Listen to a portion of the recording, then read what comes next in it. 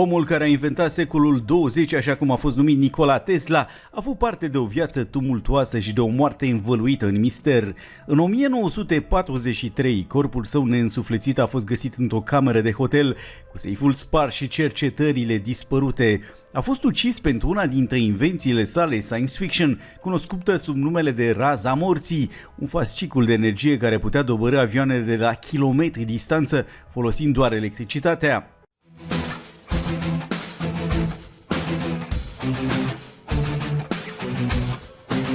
Invenții precum radioul, telefonul mobil și curentul alternativ au revoluționat lumea modernă și au în comun același personaj de geniu, Nikola Tesla. În 2016, FBI a declasificat 250 de documente care oferă o perspectivă nouă asupra lucrării finale a lui Tesla și asupra ultimelor sale zile de viață. Aceste fișiere vorbesc despre raza morții, o armă concepută de Tesla care a trezit interesul superputerilor din al doilea război mondial, Statele Unite, Uniunea Sovietică și forțele Axei. Din acest motiv, noile documente au convins mulți experți că este necesară o investigație completă pentru a afla ce s-a întâmplat cu Nikola Tesla. A creat el una dintre primele arme de distrugere în masă și a fost ucis pentru ea?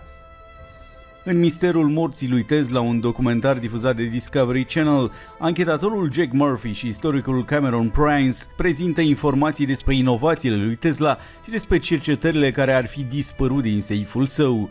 Din ultimul laborator al lui Tesla din Statele Unite și până în Serbia, țara lui natală, echipa a căutat documentele lipsă pentru a înțelege raza morții și a intervievat o gamă largă de oameni, inclusiv cea mai apropiată rudă în viața lui Tesla. Concluziile echipei arată că, într-adevăr, Tesla adunase o echipă pentru construirea și testarea unui prototip al razei morții. Dacă realizarea și activarea acestei arme fatale este plauzibilă, atunci există un posibil motiv pentru crimă. Ce era de fapt raza morții? În 1934, Nikola Tesla a anunțat o descoperire formidabilă, un dispozitiv care putea ucide de la kilometri distanță, folosind exclusiv puterea electricității. Chiar dacă presa a numit-o raza morții, Tesla își botezase invenția teleforță. Inventatorul nu a folosit cuvântul rază, deoarece dispozitivul nu emitea raze propriu-zise, ci canaliza energia printr-un fascicol foarte îngust. Potrivit lui Tesla, aparatul imitea o energie suficient de puternică încât să doboare avioane și să ucidă oameni într-o clipită. Savantul susținea că invenția lui făcea posibilă instalarea la granițele țării a unui gard de energie care ar fi distrus orice inamic. Totuși, Tesla spera că aplicarea invenției sale va avea un scop pacifist. Savantul credea că dacă ar fi imposibil pentru o țară să atace o altă țară, războaiele ar fi fost eliminate definitiv. Unii istorii spun că această armă ieșită din comun a existat, dar a fost confiscată de guvernul american. Potrivit altor ipoteze, raza morții ar fi existat în mintea lui Tesla, dar savantul nu a materializat-o niciodată.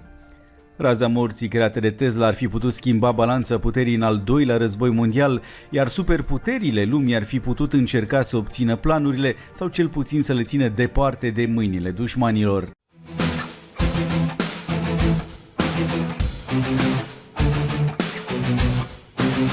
Columbia a prezentat în premieră imagini cu galionul San Jose, realizate cu ajutorul unor echipamente de ultimă generație. Nava găsită de robotul subacvatic Remus 6000 ar avea la bord lingouri de aur și argint, dar și smaralde, care împreună valorează peste 17 miliarde de dolari.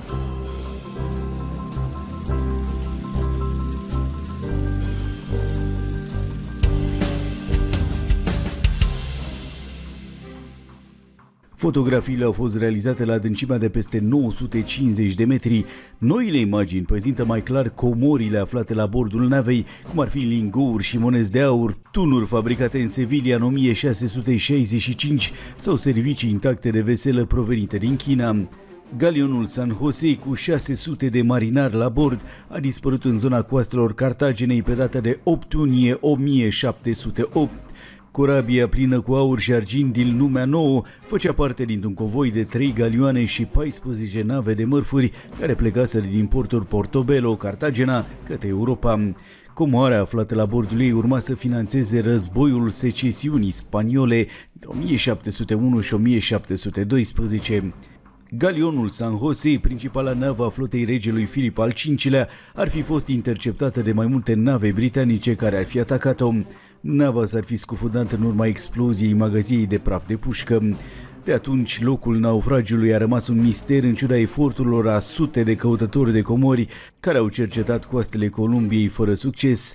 Asta până la misiunea robotului autonom submarin care a reușit în 2015 să găsească epava la peste 600 de metri adâncime, într-un loc menținut secret până acum în apropierea insulei Corales de Rosario, în largul Cartagenei. Nava a fost identificată datorită tulurilor sale de bronz unice pe care erau gravați delfini. Dreptul de proprietate asupra navei a fost dezbătut de-a lungul timpului. Spania susține că nava și comorile de la bord îi aparțin, întrucât nava aparținea statului spaniol atunci când a fost scufundată și este protejată de regulile ONU. Columbia respinge, bineînțeles, această variantă și susține că aceste comori îi aparțin. În plus, președintele columbian Iván Duque a anunțat descoperirea a două epave noi în apropierea galionului, care ar proveni din perioada războiului de independență portat de Columbia cu Spania în urmă cu aproximativ 200 de ani.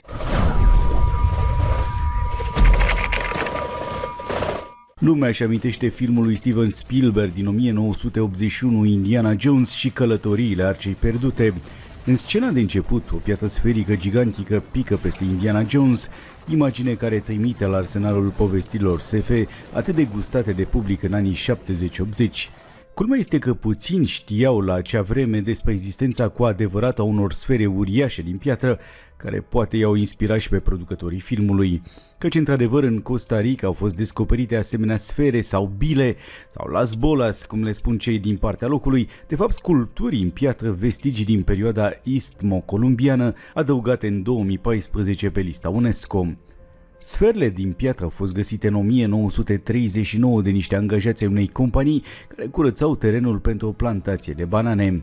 Atunci nu mirarea a fost foarte mare cât curiozitatea, neînțelegând adevărata valoare arheologică și crezând că în interiorul sferelor de piatră există aur, visul oricărui muncitor cu ziua, multe dintre acestea au fost aruncate în aer cu dinamita. Dezamăgirea a fost uriașă, era doar piatră și atât. Altele s-au deteriorat în timpul transportului. Azi, conform datelor furnizate de profesorul John Hobbs, în Costa Rica există 300 de sfere de piatră. Cea mai mare este în greutate de 16 tone, măsurând 2,5 metri, iar cea mai mică nu depășește mărimea unei mingi de basket. Cel mai mare mister este legat de utilitatea lor, la ce foloseau. Nu există cuvinte sau semne gravate pe ele, dar nici documente scrise despre existența lor. Asta din pricina faptului că civilizația celor care le-au creat a dispărut la câțiva ani după cucerirea spaniolă. Partea și mai curioasă este faptul că nici măcar povești, mituri sau legende despre ele nu există, așa că experții cred că este vorba de sculpturi simbolice sau de o influență a extraterestrilor, o teorie care, din păcate, nu și are niciun fel de resort în lumea.